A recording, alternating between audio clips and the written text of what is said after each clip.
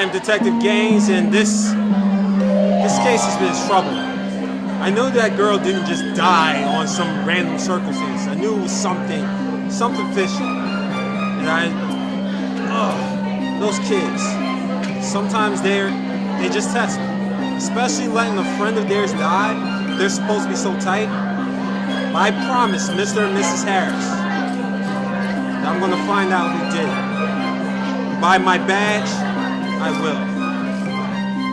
We are here with Murder of a Prom Queen with the Association of Women's Forensic, and we ran into Jamila as well as Janisha, and they're about to tell us what they're doing with the kids right here at Murder of the Prom Queen. So introduce yourself and let us know what it is. Let the people know what it is that you're teaching the kids today.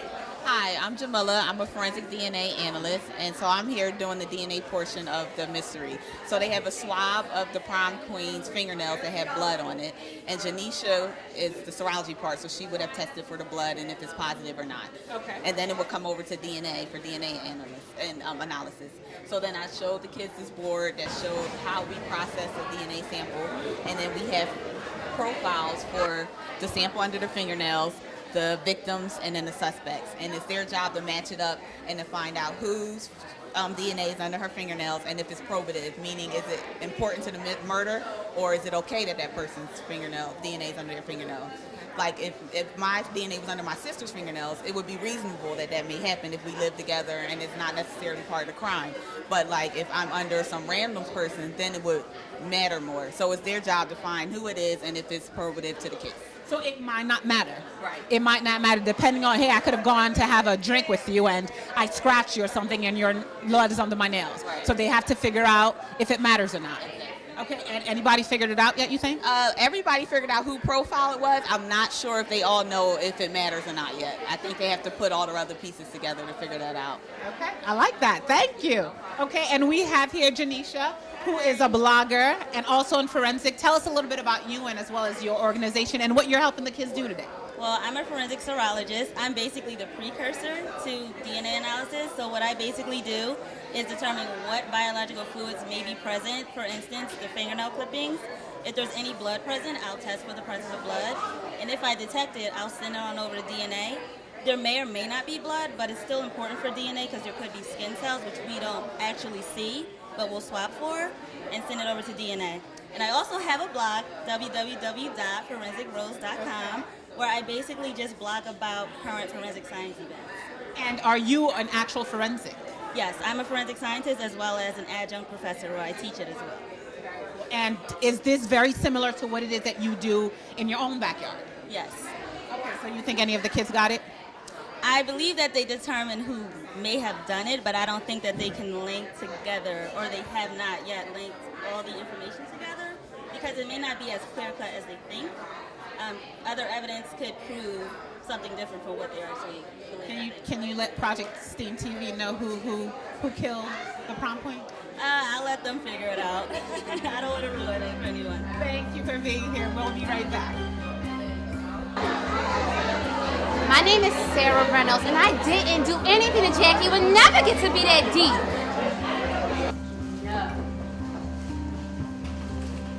Isn't it true? It's you and a group of your friends questioned Jacqueline down by the tracks as she made her way home.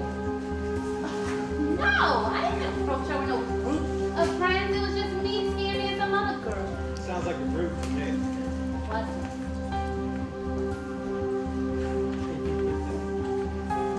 You had a gun. You pulled the gun. What? You threatened her life with the gun. No. And when that didn't work, you shot at her with the gun. Detective Barnes, this is not a courtroom, and my client is not on trial here. Calm I down. brought the gun for protection. I didn't know who Jackie was going to have there with her. Exhibit A. Exhibit A found at the scene that came from the gun registered to Sarah Reynolds' brother. Allegations, detective. Your brother. Allegations. Sarah. I brought her with the gun, okay?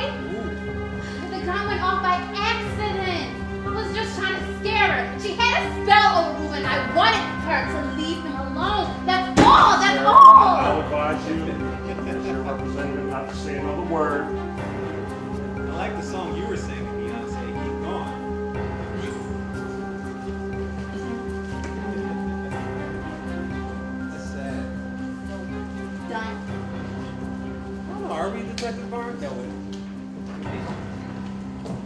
Hi, my name is Ruben Scott, and I would never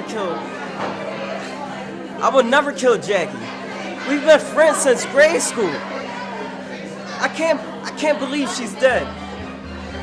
And I feel sorry for Hank. They've been dating for a while now. I can't even imagine what he's gone through. I'm sorry. How you doing, Ruben? I'm fine. Sure about that? Yeah, why would I? Oh, I don't know, Ruben. Let's see. Were you aware that your girlfriend, Sarah Reynolds, and a couple of her friends, including Tammy Wade, approached Jacqueline Harris with a loaded gun? No, I didn't know that. You sure about that, Ruben? I don't know. You want to tell me how you and your girlfriend and all you guys that went to school from K to 12, I heard that's a long time, Ruben. You guys are tight. You guys get along so well. You're so close. You want to tell me how you didn't know that your girlfriend approached Jacqueline Harris, who's supposed to be in that group, the Prom Queen, as a matter of fact, with a loaded weapon? You don't know anything about it? I said I don't know, man. I don't know. Mr. Gaines, my client specifically told you that he didn't know what you didn't know, didn't have the answer to your question. Doesn't know. Really? Yes. The client clearly is lying. I mean, after all, how do y'all manage to put that aside and go to prom? Just, you know, getting on uptown funk, right? How'd you guys manage to get all that aside after your girlfriend, again, approached Jacqueline Harris with a loaded weapon? How'd you manage to put that aside? Man, I don't know what you're talking about. There were surveillance tapes, my man, taken right outside the girl's locker. You want to know what they showed? Oh, I want to know. Well, let's tell them. Let's tell them what they showed. Showed that you were, in fact, 2 hours before prom, outside the girl's locker room, and you were talking with none other than Man, I'm out of here. You trying to set me Sit up. back down, Ruben. I'm not done.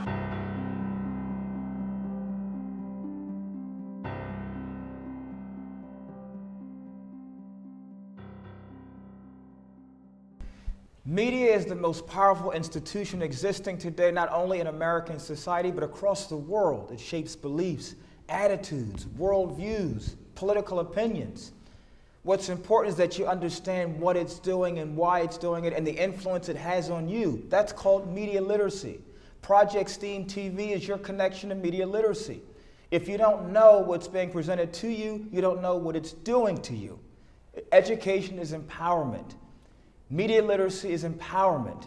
We have to, at some point, realize that what's coming into us, the images, all the different kinds of media that we consume, particularly our young people, it's shaping what they believe and how they behave. Some of it's good, some of it's bad. You have to make your own decision, but you can't if you're media illiterate. Project Steam TV is about media literacy. Get down with it like I did. Dr. Chuck Williams on Twitter, Dr. Chuck TV at Instagram, Chuck Williams at Facebook, or just Google Dr. Chuck Williams. I got a couple pages.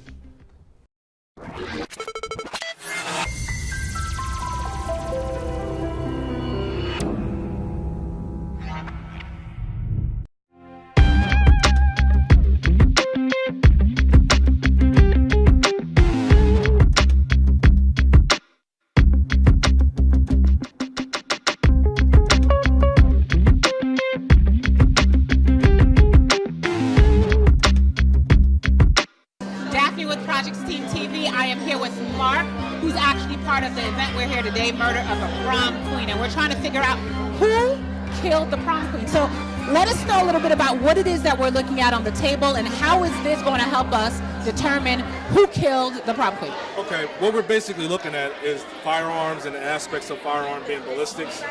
And basically this is just showing you what a cartridge case looks like, what a projectile looks like, the ballistic fingerprints that are left on projectiles and cartridge cases, and what the sleuths can try to figure out whether or not it plays into this crime or this incident. So on the table, it's a cartridge, components of a cartridge case, the various studies that we do as firearms examiners, I actually had this out here to show what a cartridge looks like and the components of a cartridge. And when most people talk about a cartridge, they talk about a bullet. And most people think that the whole bullet goes down the barrel of the firearm, which it doesn't. When a firearm is discharged, this being a cartridge, the primer is compromised, causing the projectile to actually go down the barrel of the firearm. And as it goes down the firearm, there's striated marks that are left on the projectile as it goes down the barrel of the firearm. On the cartridge, because it stands up against the breech face, there's impress marks that are left. Now, as an examiner, I look at things that are the size of a eraser head when I make it a determination. So this is a mock-up of what an examination may look like and the magnification of a cartridge. So that's the cartridge case, and this is something called a black talon. And I wanted people to see what this looks like because this has the striated marks. But if you were able to take that and hold that, you can feel those talons on there. You could actually see the details and what that would do to someone if that was the hit of a person. So this is the part that's actually going out into the body. Yes, yes. So this is just what it looks like. But I just wanted to show people what it looks like. And I had a young lady come up to me and she says, I can't believe that something so small has such an effect. Like, it changes lives, it changes people. And you would never know that something so small has such egregious effects on society, and it's generational, the impact. So as far as it plays into this presentation, I can't tell you that, but it's just to show you what the forensic fingerprints look like. Firearms have a unique fingerprints and what they leave. And how long would it take, on an average, when you have to put all of these pieces together before you realize whether it is the killer, whether it's not? How long would you say an examination like this takes? Based on the amount of evidence, but a seasoned examiner can look at evidence and probably come up to some summation, probably within a day or so. So it's not like TV where you can actually take a cartridge and you put it into a database and it all of a sudden tells you who the suspect is or tell you what type of firearm. But technology has gone so far as to be able to tell what kind of firearm it is based on the striated marks. There's something called the general rifling characteristics that are found on a projectile. The cartridge case is put into something called NIBIN, which is a database, kind of like fingerprinting. So all of those techniques are used as investigative tools for us to actually find a suspect or find a suspect firearm. So it may take 2 days at a minimum. And lastly, so this is something you do for a living. How long have you been doing it? I have been in forensics about 22, 23 years. I was actually a police officer in Philadelphia, retired. Now I'm currently working in Montgomery County as a firearms examiner. But I worked with Terry and Antoinette. I worked with Terry as a crime scene investigator for 12 years, went to patrol. So I worked, retired, and then went into... and went to work some more? Yes, it wasn't done. You didn't like the retiring life? I like it, but I like to work smarter, not harder. I like that. All right, thank you so much, Mark, for being with us. Thank you so much. Hey, my name is Dante Ward to be exact. I don't know what they're talking about. They're talking about I kill a Jackie. I mean, I may be her ex-boyfriend, and what ex-boyfriend don't have it out for their ex-girlfriends, right? But I ain't do it. I ain't do nothing. I ain't see nothing. I ain't hear nothing. Cheers. Hey, Dante, how you doing today? Good. Glad to hear it, my good man. I mean, let's go over a couple things. Since our last meeting, we did some digging up, you would say, right? Yep, sure. And we just need you to clear a few things up for us. Is that all right, Dante? I can. Thank you. Last we met, I asked you that if you knew Jacqueline Harris. You said yes. You knew her very well. That you and her boyfriend, Hank Jones, right? That's his name? Yes. Okay. Hank Jones and you were on the debate team together, right? That's what you said, right? I don't recall. You don't recall? Well, how about this? Let me show you what we thought about. We found out that you were quite modest about how much you really knew Jacqueline. Recall that? I don't recall. I mean, after all, not only did you know Jacqueline, you and her were, how do kids say today? Nighting, or y'all getting it on? What do y'all say?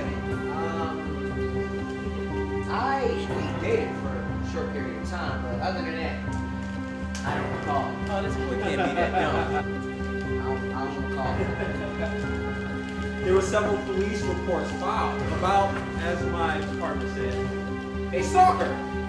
go hijack this house. No, I don't know what y'all talking about. Y'all don't know me. I don't know what y'all talking about. Okay. You don't know me.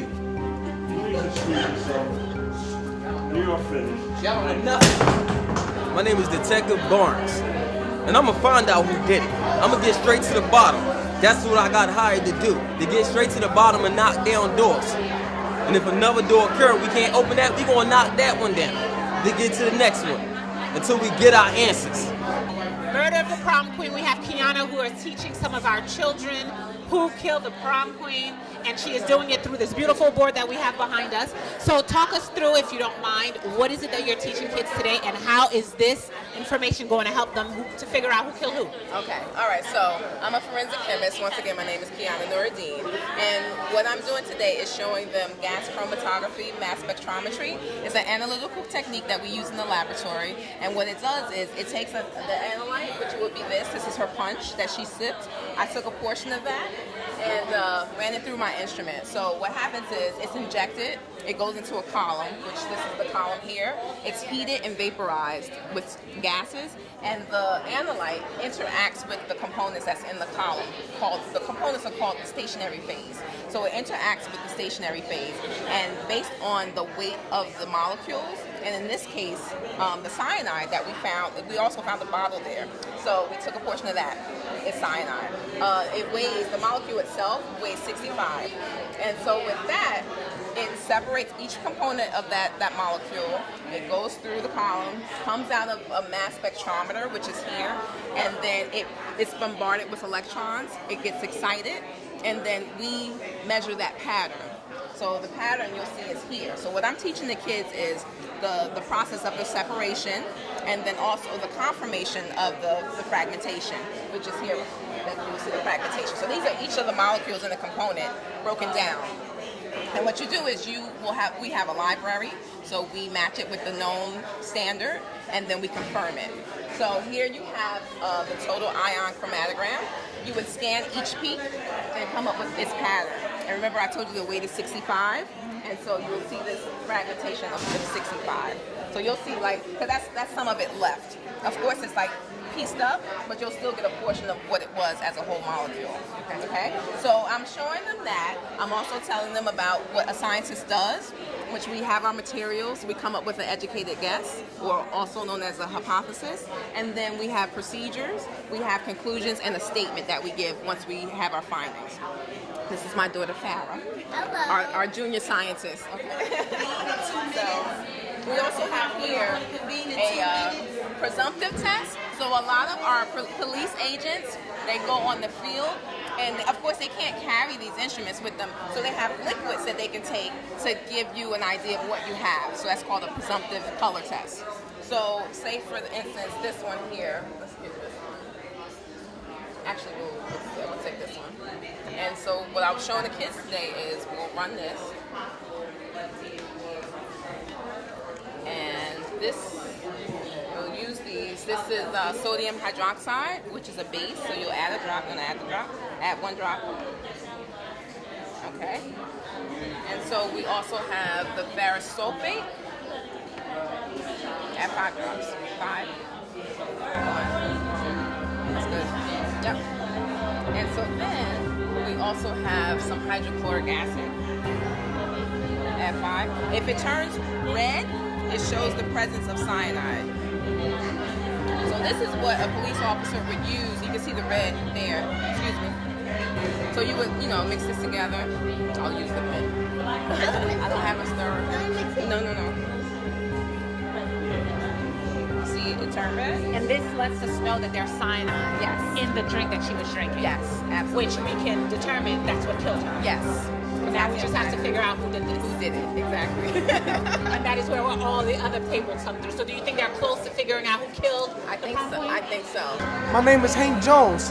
That was my girlfriend. I loved her. We've been dating for 7 months. Why would I do it? And the detectives running around asking me questions. I should be the last person in here. I loved her.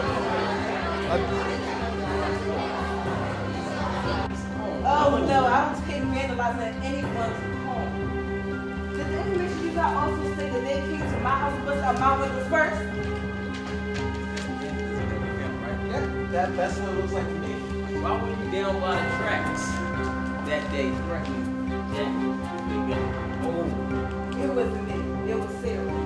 She was like, couldn't stand Jackie because Ruth was in love with Jackie. She was convinced that Ruth was going to leave her. It was Sarah who... Right? Not another word, Miss Wade.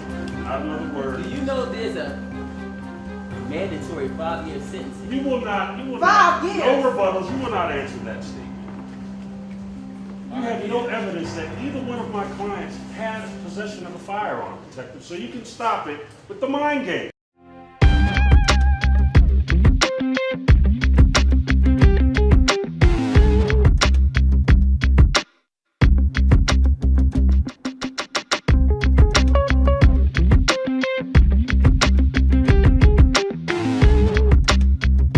Daphne with Murder of a Prom Queen, and we have with us Nicole and Noah. I got this right? Okay, and can you please just let us know how are these tools being utilized? I see scissors. I'm going to call them scissors. They're probably called something else. But scissors and knives, and what are these tools and how are they utilized when you're trying to figure out who killed who or just crime scene? We use all of these tools to perform an autopsy, and each tool has a specific function in order to cut through the skin. We use this to cut through skin, and then we have to use a bone saw to get through the ribs and to get through the skull in order to take out the brain and to take out the organs. And then we use the knives and the scissors to cut up the organs, and we try to determine how the person died based upon what we see in the organs. And for this particular case, we took fluids for toxicology, which helped determine why the patient died. And we weren't really allowed to give them too much information because we didn't want to tell them why she died. We knew that she was poisoned, but we didn't want to tell them that. So we just told them that we took fluids and that they could tell, you know, if she OD'd on something like cocaine or heroin, or if there was something foreign in her substance like arsenic or cyanide, which so happened to be in her system. And then all I said to them was I could tell them safely that she didn't have any evidence of natural disease and she didn't have any evidence of trauma either, meaning like she didn't have a gunshot wound or she didn't look like she got beat up or anything like that. And so when you do open up the brain or the heart, right, what are the signs, the telltale signs that you can tell whether someone was traumatized, whether someone was, I don't know, hit, or I don't even know the terminology. Blood that's not supposed to be outside of the cavities. The blood's supposed to be inside the aorta, inside the heart. So if we open up somebody and the cavity's filled with blood, that's usually a sign that one of the vessels were broken and the blood came out, and that could be due to trauma or it could be due to a natural disease. But we could usually see evidence of trauma on the external surface of the skin before we open the body. So there's a whole process to it that we look for throughout the entire autopsy. And Noah, how well did you think the kids did today? I think they did fairly well considering the knowledge that was given to them at this time. Did some of them get it right, you think? I do. I really believe that some of them got it right. They were really intelligent. It was very nice to see. Stop clapping before I lock you all up. Followed by the hard-nosed detective, Detective Gaines, Mr. Matthew Bent, ladies and gentlemen.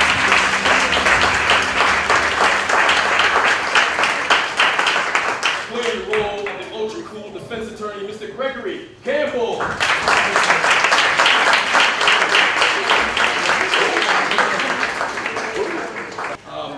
One of our teams at the prom, Tammy Wade, played by Ms. Autumn Johnson, ladies and gentlemen. Autumn Johnson.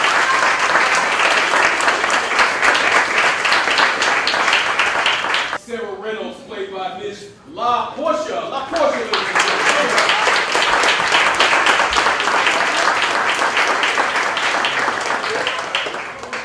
Our slick talking team, slick talking team, Ruben Scott, played by Mr. Mark Davis.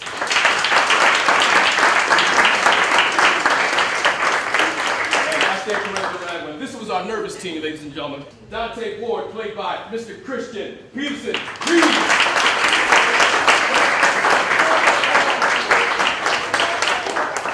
Ladies and gentlemen, playing the role of our deceased prom queen, our murdered prom queen, I should say, Ms. Seguin Sam G.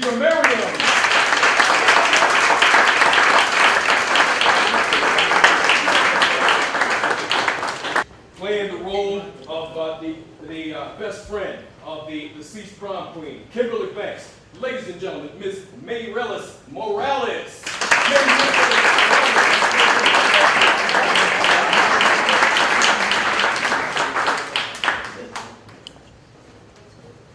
Playing the role of our prom queen, prom king, Mr. Hank Jones, ladies and gentlemen. Prom king.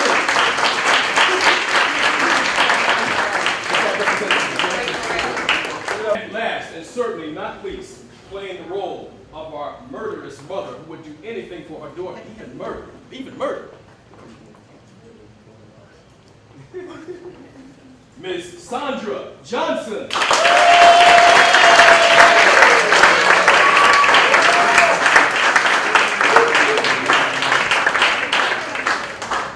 And ladies and gentlemen, last but not least, the two EMTs. I'm sorry I didn't have them on the pay bill. Miss Nada and Rain. Nada and Rain.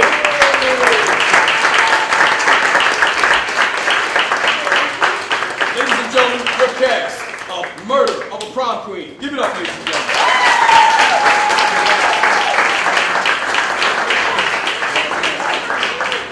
gentlemen. Go Believe.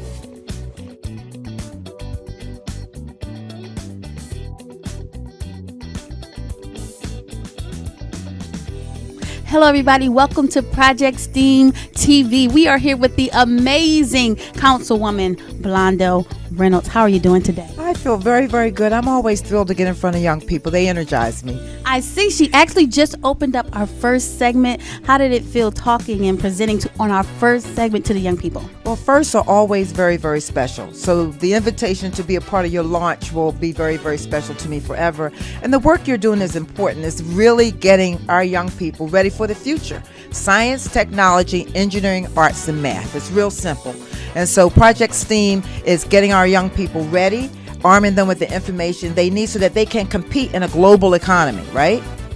Now, Charles Gregory, as you know, he has really been just like, she's coming, and he has just been so excited about the citation. Share with everyone about the citation. It'd be a pleasure. So City Council has a wonderful practice where we like to celebrate and lift up firsts, celebrate and lift up extraordinary experiences, celebrate and lift up amazing, remarkable milestones. And so with Project STEAM fits all of those criteria. And so we were thrilled when Charles Gregory approached me, my office, and Salima Suswell to explore how we could support you. Citations are wonderful documents because they celebrate, lift up major milestones, celebrate and lift up some remarkable experience that's happening. Project STEAM is remarkable. This is a first, so it's a milestone, and we're going to be supported for the long term because it focuses on getting our young people ready to compete in a global economy. We thank you so much for taking out the time. Thank you for the citation, and enjoy your evening. Thank you very, very much. Kudos and congratulations to Project STEAM. Let's be here 5 years from now, 10 years from now, 25 years from now. You heard it right here. Project STEAM TV. We'll be right back right after this.